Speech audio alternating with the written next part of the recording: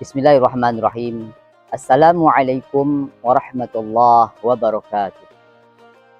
Alhamdulillah alladzi allafa baina qulubina fa asbahna bi ni'mati ihwana. Asyhadu an la ilaha illallah wahdahu la syarikalah wa asyhadu anna Muhammadan 'abduhu wa rasuluh la nabiyya ba'dah.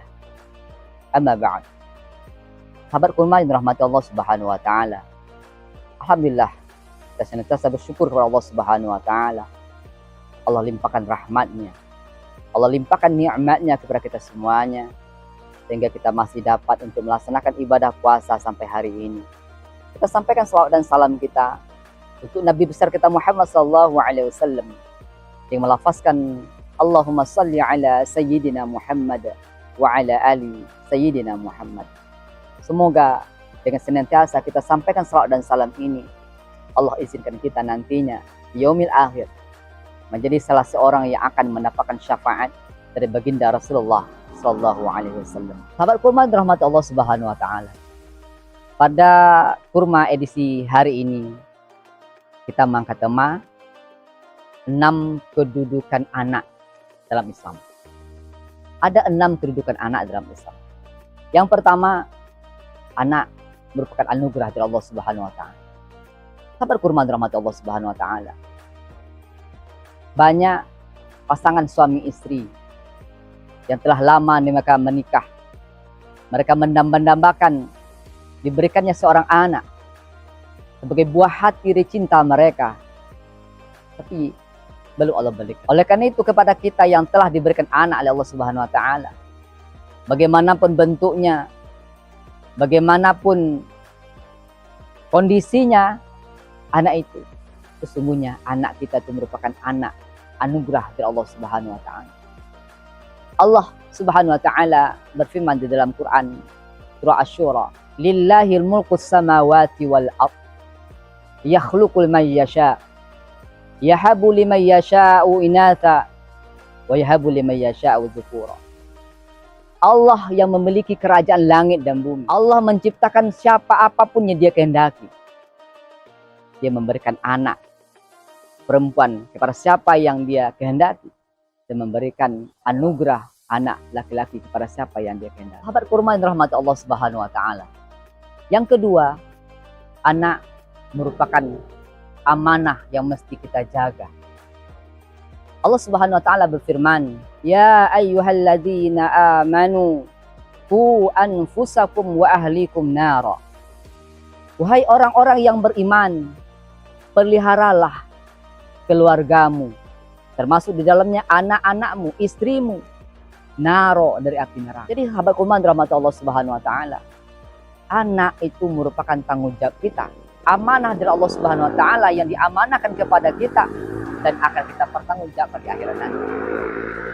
Maka amanah yang Allah berikan kepada kita ini mesti kita jaga dengan baik. Para sahabat bertanya kepada Rasulullah berkenaan tafsir dari Quran surah 66 ayat 6 ini. Ya Rasulullah, kami tahu bagaimana cara menjaga diri kami dari api neraka. Tapi bagaimana cara menjaga keluarga kami, anak-anak kami daripada api neraka? Maka apa kata Rasulullah SAW?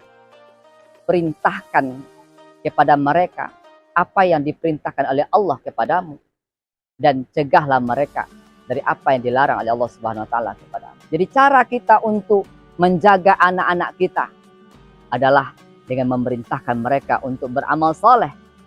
Perintahkan mereka untuk sholat. Karena sholat itu perintah Allah Subhanahu wa taala kepada kita.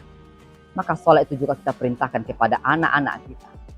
Lebih tegas lagi Allah Subhanahu wa taala ingatkan kepada kita berkenaan dengan sholat ini. Allah Subhanahu wa taala berfirman, "Dan perintahkanlah kepada keluargamu untuk sholat." Termasuk dalamnya ada istri dan anak-anak. Allah perintahkan kepada kita untuk memerintahkan keluarga kita, memerintahkan anak kita untuk sholat. Jangan sampai kita soleh sendiri saja. Kita rajin sholat jemaah ke masjid, tapi anak kita tinggalkan di rumah. Sahabat kurma rahmat Allah Subhanahu wa taala. Di samping anak itu merupakan anugerah, anak itu merupakan amanah, anak ternyata juga merupakan fitnah, ujian bagi kita. Allah Subhanahu wa taala berfirman dalam Al-Qur'an, "Innamal amwalukum wa auladukum fitnah." Sungguh harta-harta kamu, anak-anak kamu merupakan fitnah ujian bagimu. Banyak hari ini para bapak, para orang tua yang terjebak mereka melakukan hal-hal yang tidak diinginkan oleh Allah Subhanahu wa taala. Karena anaknya pengen ini, pengen itu, minta ini dan minta itu. Karena begitu sayangnya kepada anaknya, akhirnya dia rela melakukan hal-hal yang tidak diinginkan oleh Allah Subhanahu wa taala. Sahabatku rahmat Allah Subhanahu wa taala. Jadi anak bisa menjadi fitnah, menjadi ujian kepada kita. Kalau kita tidak bisa menyikapi anak dengan baik, maka anak bisa menjerumuskan kita kepada lembaran dosa. Selanjutnya, anak merupakan perhiasan dunia. Allah Subhanahu wa taala berfirman dalam Quran, "Innamal amwalu wal auladu zinatul hayatid dunya." Sesungguhnya harta dan anak-anak itu merupakan perhiasan kehidupan dunia. Bagi kita yang memiliki anak, terutama anak-anak yang masih kecil, ini merupakan hiasan yang luar biasa. Pulang kita ke rumah, bertemu dengan anak-anak kita, dengan senyumannya, dengan manjanya, maka kehadiran anak itu akan menenteramkan hati kita. Sahabat kurban rahmat Allah Subhanahu wa taala. Selanjutnya, anak itu merupakan doa dan amal jariah bagi orang tua. Rasulullah SAW bersabda dalam sebuah hadis, mungkin sudah masyhur kita dengar ini. Idza matal insan in qata'a amalu illa min thalath. Sadaqatin jariyatin aw ilmin yantafa'u bihi aw waladin salih yad'u lah. Apabila meninggal anak Adam itu, maka terputuslah amalannya kecuali 3. Yang pertama, sadaqatin jariyah, sedekah jariyah. Yang kedua, ilmu yang bermanfaat.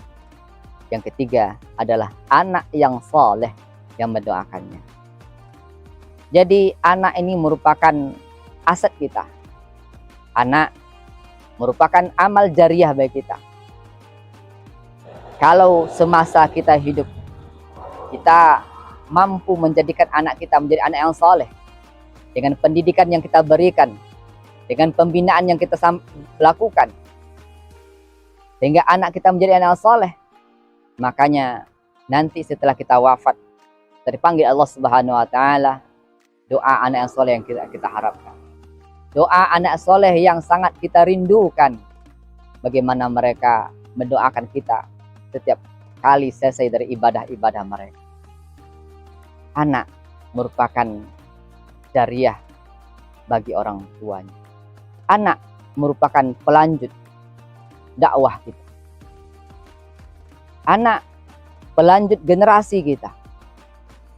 Makanya anak yang Allah berikan kepada kita, kita didik dengan sebaik-baiknya. Kita bekali mereka dengan bekal yang sebaik-baiknya. Bekal iman dan ketakwaan kepada Allah Subhanahu wa taala. Semoga kelak mereka menjadi orang yang kuat imannya, bukan orang-orang yang lemah. Sahabatku rahmat Allah Subhanahu wa taala. Mungkin ini yang bisa kami sampaikan. Semoga bermanfaat. Assalamualaikum warahmatullahi wabarakatuh.